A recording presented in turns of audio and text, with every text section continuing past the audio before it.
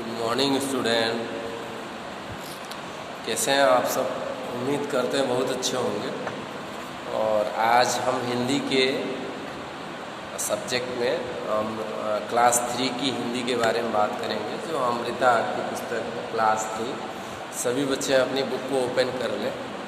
और इस तरीके से हम 6th लेसन अर्थात छठे अध्याय के करीब आ चुके हैं।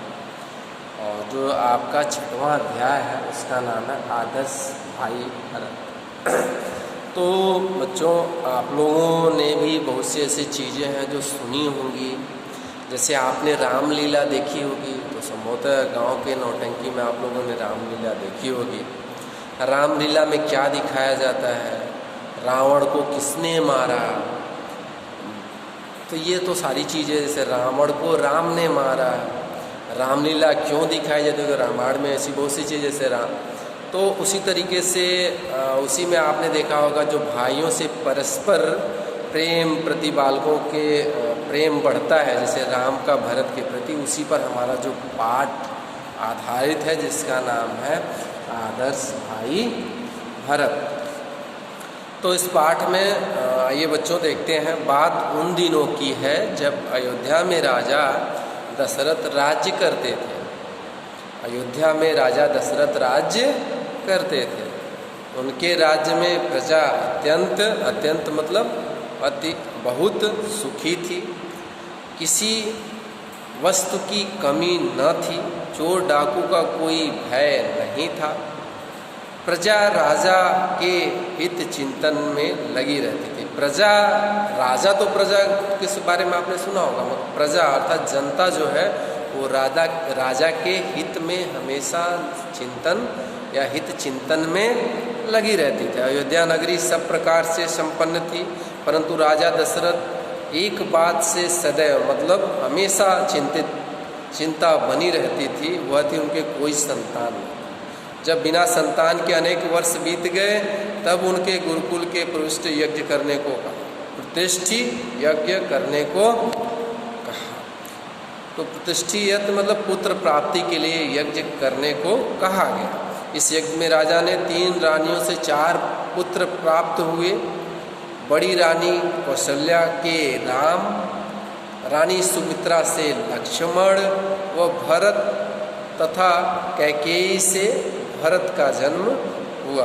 तो सुमित्रा से लक्ष्मण और शत्रुघ्न का जन्म। चारों राजकुमार सब प्रकार से योग्यता से परिपूर्ण थे और उनके विवाह हुए। वृद्धावस्था के कारण राजा दशरथ राम को शासन का बागडोर सौंपना चाहते थे। राम राजा बने। इससे पूर्व रानी कैकेयी अपनी दासी मंथरा के बहकावे में आ गई। तो इसकी दासी का क्या नाम था? मंथरा।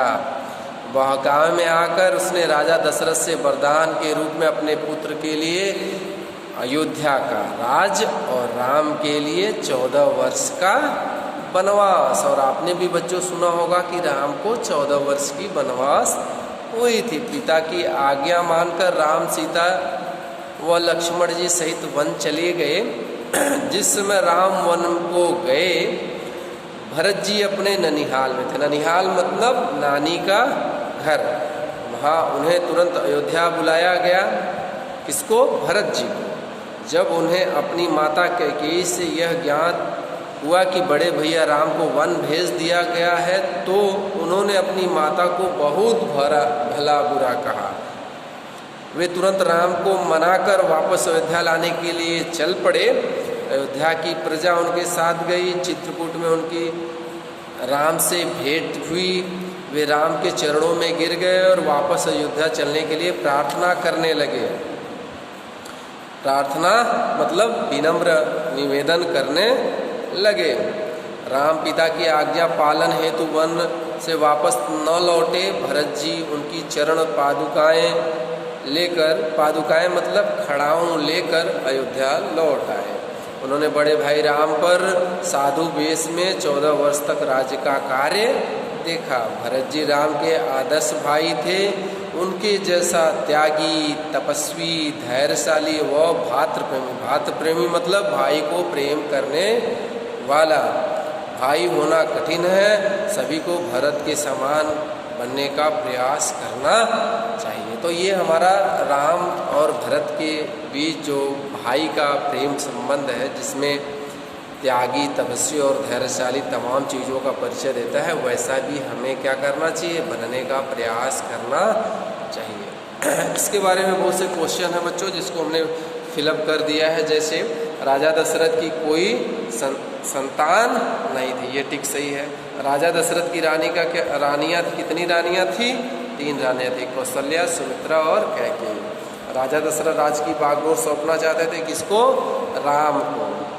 राम सीता लक्ष्मण वन चले गए किसकी आज्ञा मानकर, पिता की आज्ञा मानकर। तो ये टिक है। बाकी ब्लैंक भरने का है, वो भरने वाला भी हमने टिक लगा दिया है। मेल वाला है वो भी क्वेश्चन आंसर का हमने फिलअप कर दिया है। आगे विलोम शब्द है, इसको हमने शब्दों में लिख दिया है। और आगे जो क्वेश्चन है कर्ता, वो भी फिलअप हमने कर दिया है। PDF के माध्यम से आपको भेज दिया गया है, इसको आप फिलअप कर लीजिए। ठीक है बच्चों, थैंक यू। सुरक्षित रहिए, सेफ। Thank you.